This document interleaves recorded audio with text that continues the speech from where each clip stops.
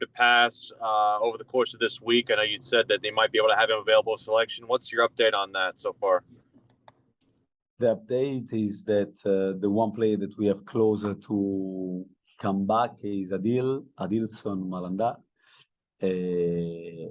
that he got his passport finally, so he should be traveling back tomorrow, and we will have to evaluate whether to involve him. I don't think he will be taking part in the training session. We have to see for logistical reasons, but we will see. We still have got time to decide, but at least we know that the bureaucracy for him is over.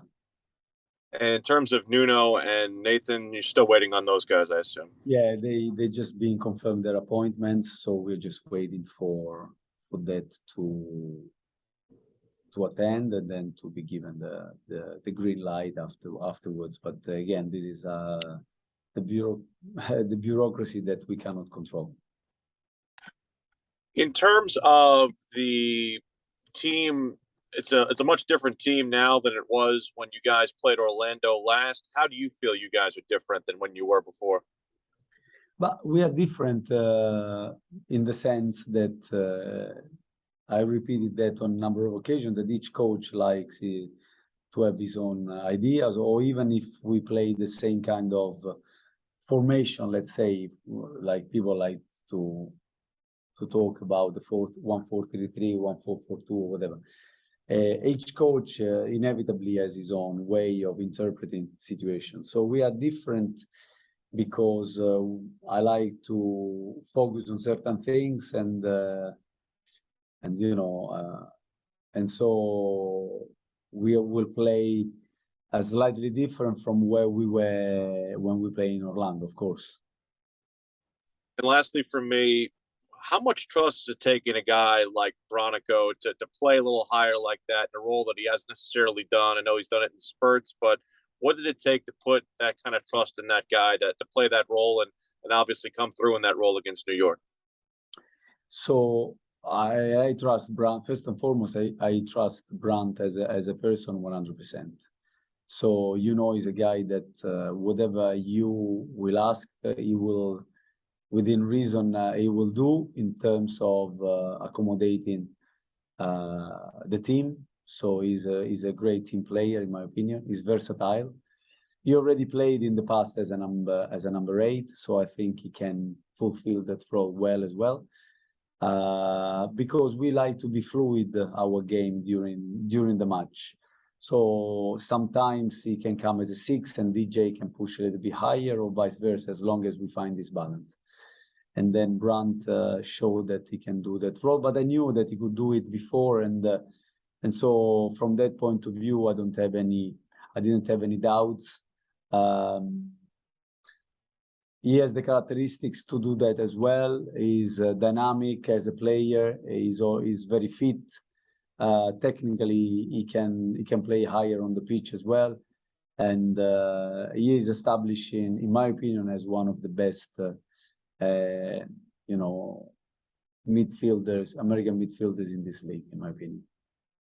Thank you. Good luck on Sunday. Thank you. Antonio. Hi, Christian. Good to see you again. Hi. Hope you're not getting tired of seeing our faces every 3 days this week. No. Glad to talk to you again. You probably are, not me. No, not me. Could you talk more about the tactical influence that Derrick Jones brings to this team, not only defensively with his physical presence, but offensively, as you said, giving more freedom to Bronico and McNeil to push the field more and arrive to the box as well? Yeah, I think DJ brings different qualities to the team. Especially what I like about him is calm with the ball, and at times, especially when we want to press higher on the pitch, he can bring some physicality. But also when we win the ball back, we can keep it, knowing that DJ is a player that is tidy, despite people see him as an enforcer, but he plays simple, and I like that the fact that he's calm. Sometimes I want him to be a little bit more, to have more urgency, but I think he showed that first and foremost he's a serious guy, because I didn't play him, I didn't start him a lot, but when I did, when I called upon him, he showed that he was ready, and that means that he trained well. But I know DJ trained well, and he deserved an opportunity like I've given to other people. And he was one of the few players that I didn't start, and I felt that he needed an opportunity to in this game.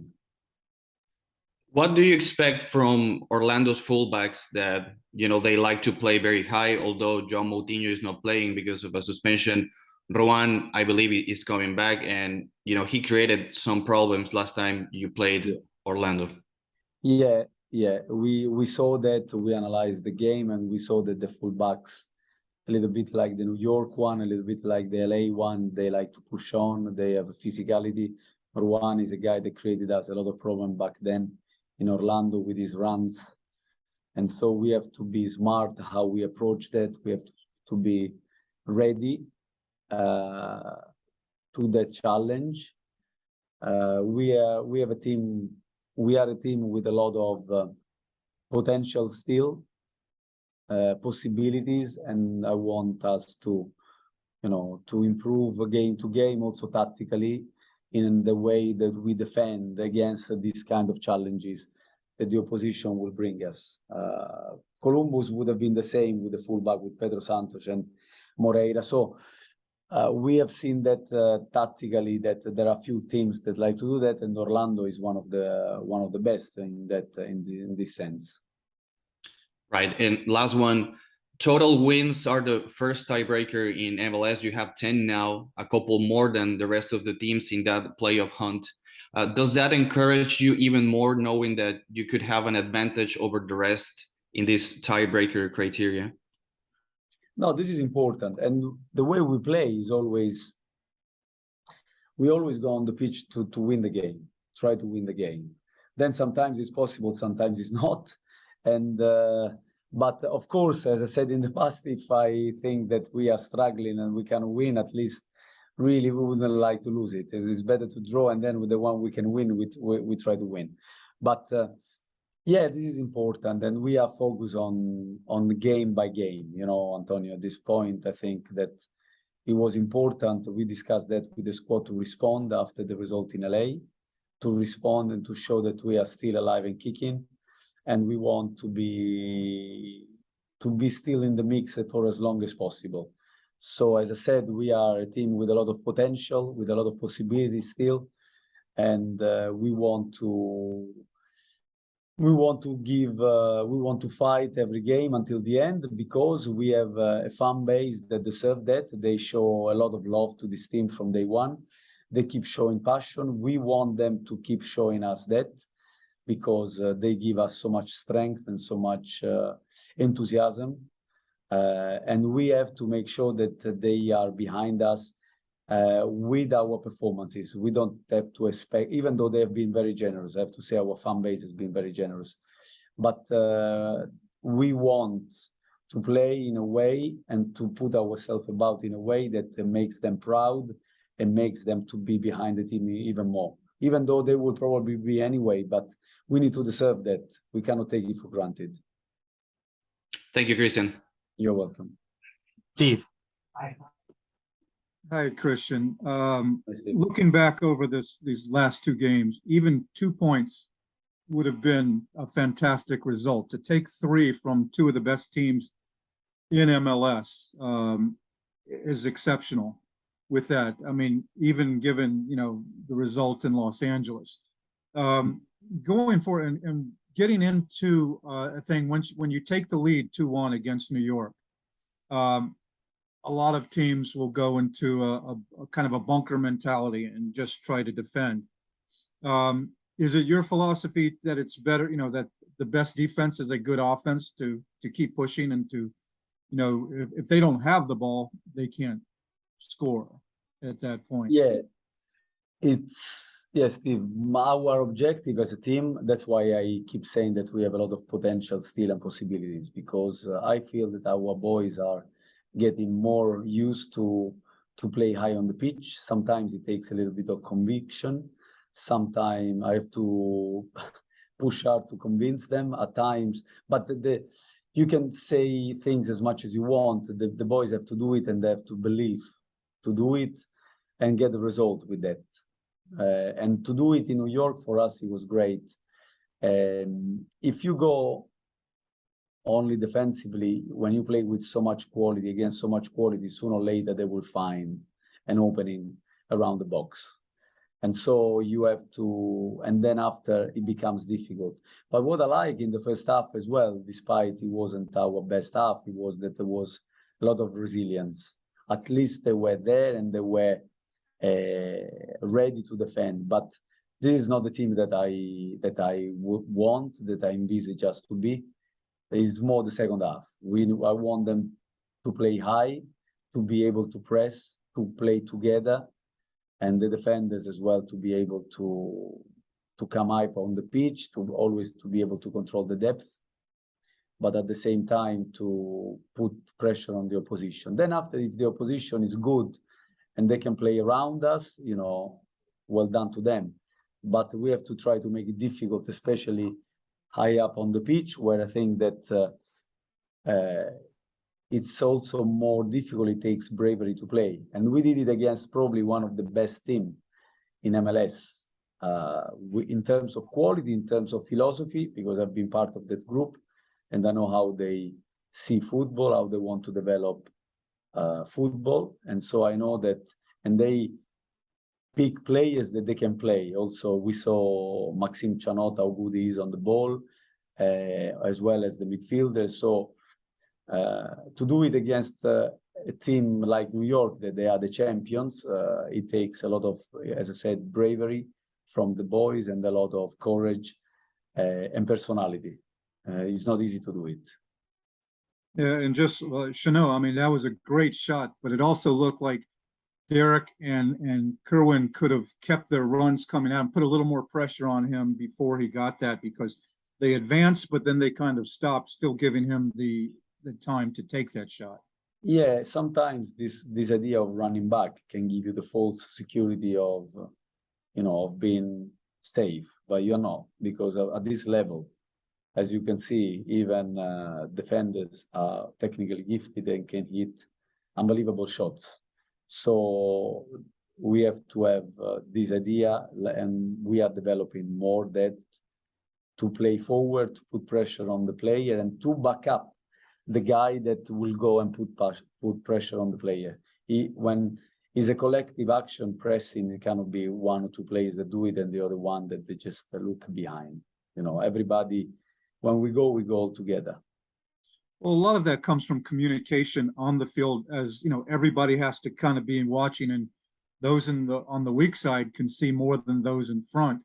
Do you feel that the communication on the field is at the level that you want it to be, that you need it to be at this point? The way that I want it to be, no, because I am ambitious, as we said. We have to be humble but ambitious, and I want always more, because I think our players can give more, and they will, and they are doing it already, and they will. But it's improving the communication, and Steve, it's not easy, you know, to go to New York and play like that in the second half. I repeat that because it takes many qualities to do that, and I was so proud of them. So proud, because it's a lot more difficult than people think. And that's where it looks like it's becoming more of a good problem for you, with the choices you have to make as positionally. You know, when do you put different players? You like, because Ben and others coming in is stuff like, and Kerwin being back in the mix now, who, I mean, he was invisible in the first half, but he was essential in the beginning of the second half with the, you know, creating a couple of quick things there. But when, you know, then Camille comes in and creates the difference that created, if that's not goal of the week, then I don't think the award has any meaning. Because the pass from Christian to Carroll to Ben to Brandt, was just sublime. I mean, I've watched it numerous times again, just because that's why they call this the beautiful game, was when things like that happen. And the same with Quinn's, pass to Gaines down the right side to get that started. With that, when you're making your choices on who plays, is it more what you see from them in training or tactical? Well, a bit of both. It depends what the team needs and how the team wants to play. We always have to have in mind that the team come first. So we need to have a balance. We need to have